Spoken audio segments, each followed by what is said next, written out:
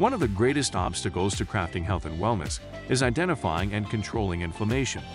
It's at the core of all complex and chronic diseases, and it's the driving mechanism that underlies the most common symptoms that people like you struggle to overcome. Join us as we explore cutting-edge science and research to give you the information and tools you need to create the quality of life you want and deserve. And now, here is the host of Inflammation Nation, Dr. Stephen Noseworthy.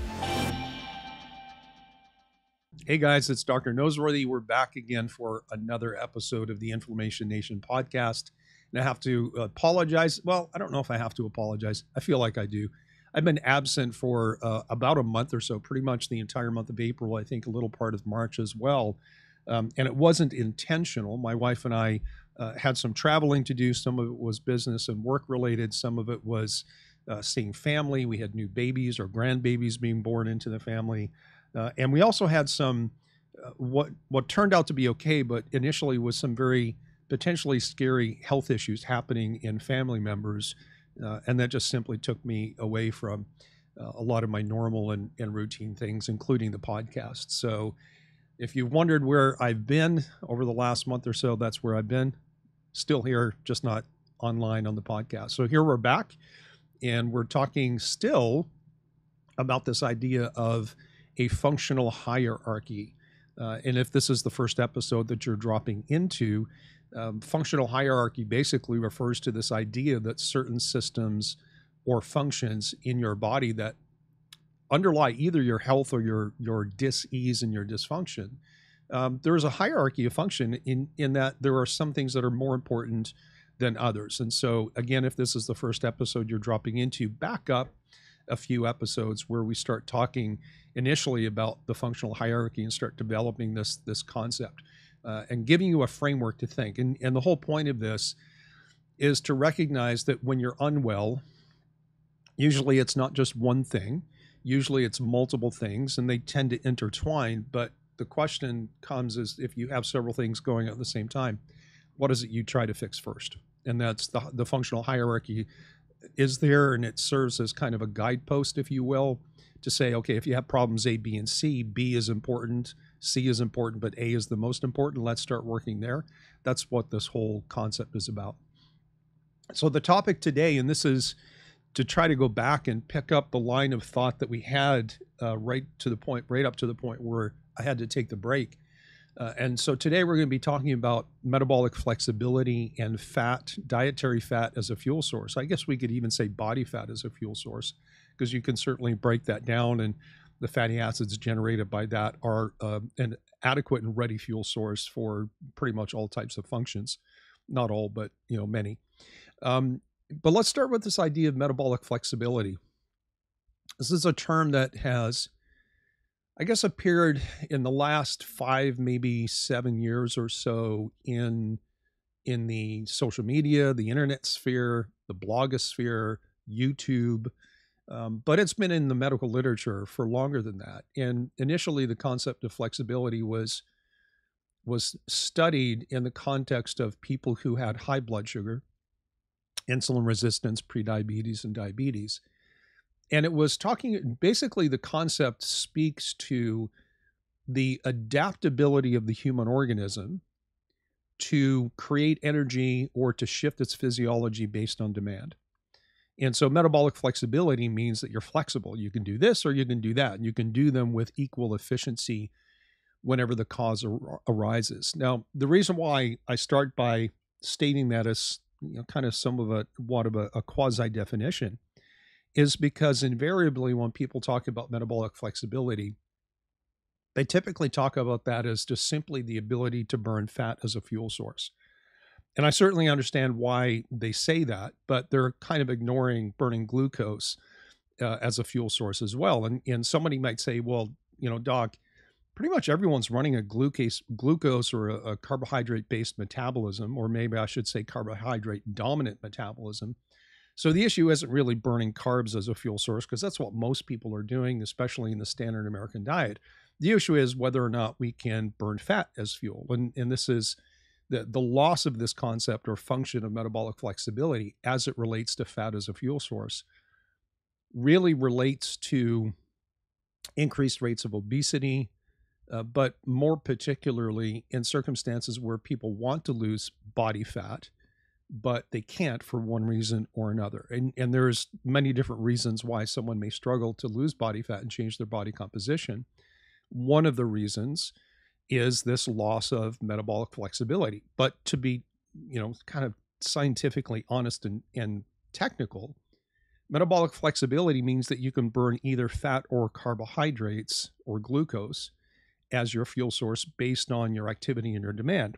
And so let me clarify this one thing, and I believe I've said this before, is that when we talk about creating energy at the cellular level to fuel function and functionality, we oftentimes talk about burning carbohydrates or glucose and burning fat as if you can do exclusively one or the other. And there are pretty much there is one exception, but let me just kind of say it this way, that there's really no practical circumstance where the average person is going to be burning only fat as a fuel source or only glucose and carbohydrates. It's always a mixture. But the relative contribution of fat or carbohydrates to whatever energy you're producing at the time is going to be dependent on the energy demands of the circumstance or the activity that you're involved in, combined with your ability to flip the switch and go from one to the other. So for example, if I am some kind of, let's say I'm just an average guy and I'm sitting around and decide I'm going to go to the gym and do high intensity interval training, or I'm going to lift heavy weights. Basically what I'm saying to my body is I need to create energy very quickly to sustain high energy output over short periods of time. And that requires predominantly carbohydrate metabolism, but you're still burning fat. This is one of the reasons why resistance training and high intensity interval training, particularly in combination, are very good at reducing fat, not because you're burning more fat while you're doing it, but because it's, quote unquote, speeds up your metabolism. You burn more total calories, a portion of which comes from fat. So backing up, because I can go down this bunny trail quite a bit, but I guess for you, if you're listening to the podcast and you feel like you have these metabolic issues that are rooted to some degree in inflammation, you have to be aware that it is desirable to be metabolically flexible. And if you're not, you need to work to try to restore that, because there's only advantage and there's no downside. There's only advantage to being metabolically flexible. So why is it important? Well, first of all, it allows you to create energy from a given profile of fat and carbohydrates that is suitable to your activity and the demands that those activities place on you from a cellular energy mechanics standpoint.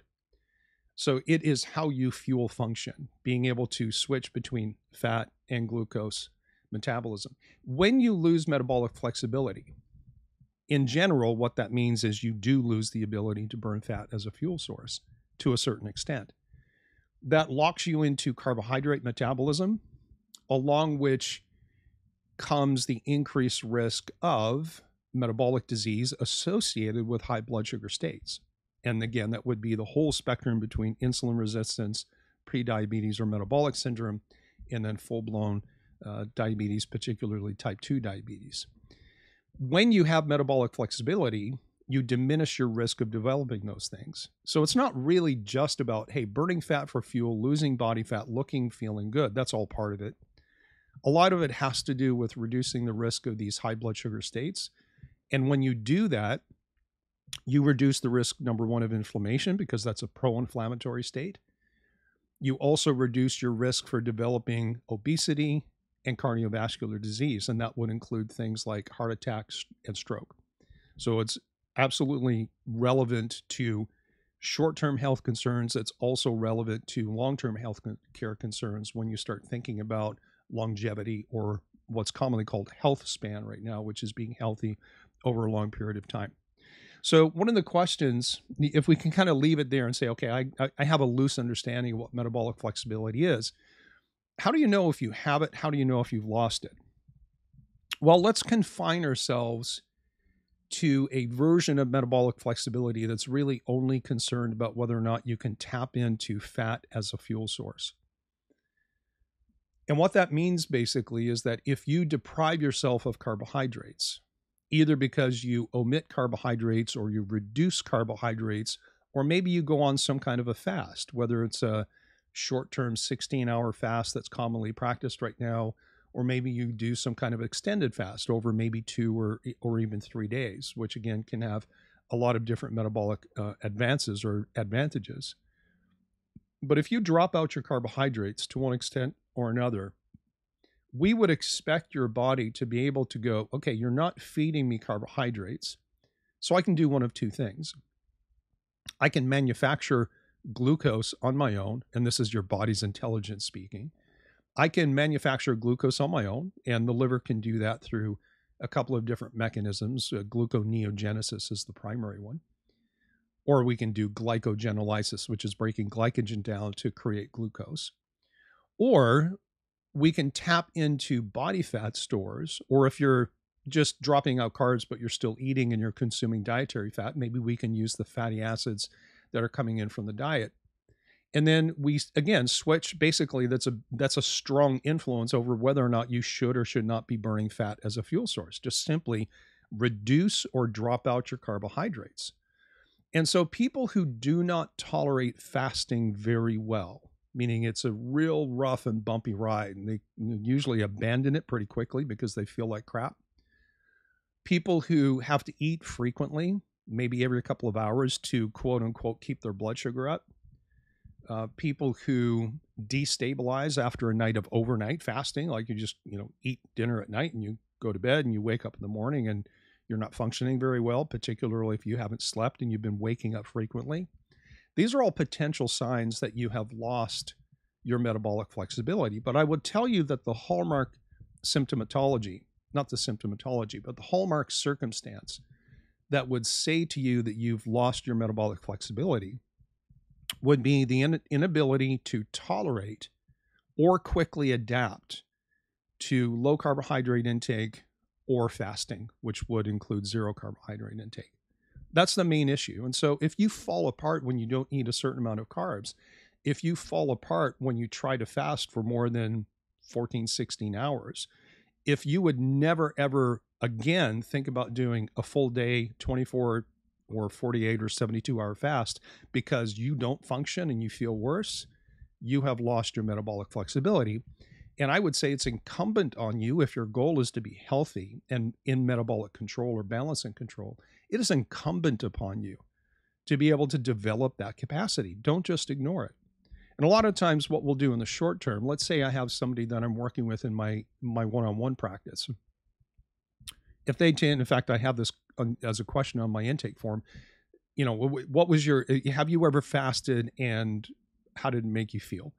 And some of the options are, hey, I felt great right away. I felt great, but it took some time.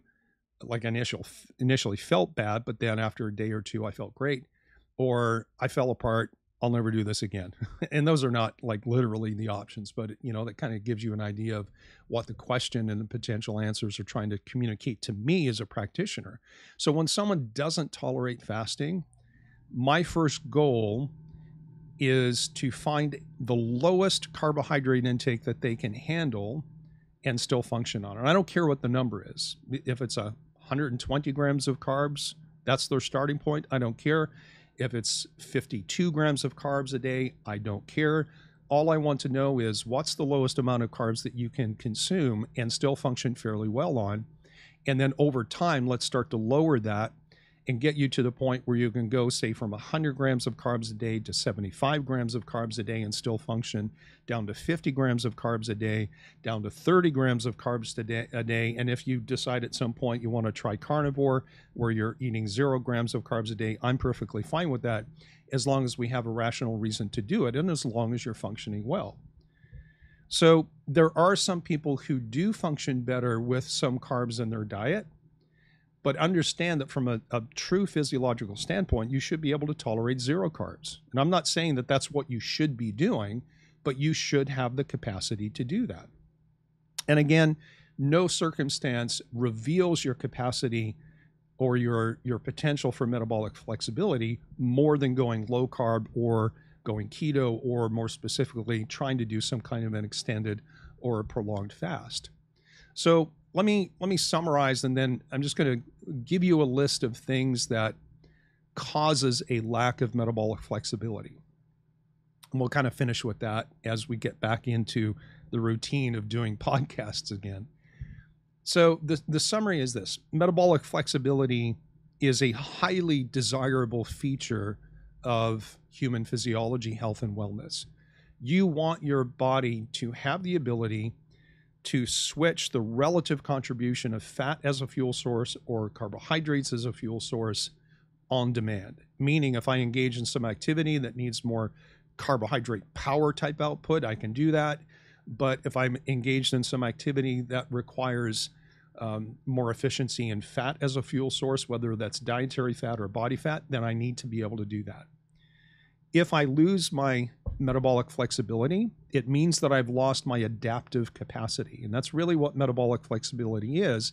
It is a subcomponent of physiological adaptability, changing your physiology to match circumstance, environment, or demands on the system. So how do we lose metabolic flexibility? Well, we could argue that some people have genetic influences, and this is true. Right? We know genes are involved in pretty much everything these days. But even in, for example, longevity studies, there are longevity genes, but they only have a small influence on what your longevity actually truly is. The biggest influence is how you live your life. And the same is true for pretty much all disease states. There are genes that predispose someone like me, for example, to insulin resistance. And I've shared with you before, I have this insulin resistant phenotype, and if I didn't eat well, control my carbs, fast periodically, if I didn't exercise consistently the way that I do, I would be a type 2 diabetic in a heartbeat. That's just my genetic background, but it's my choices that determine the reality in that.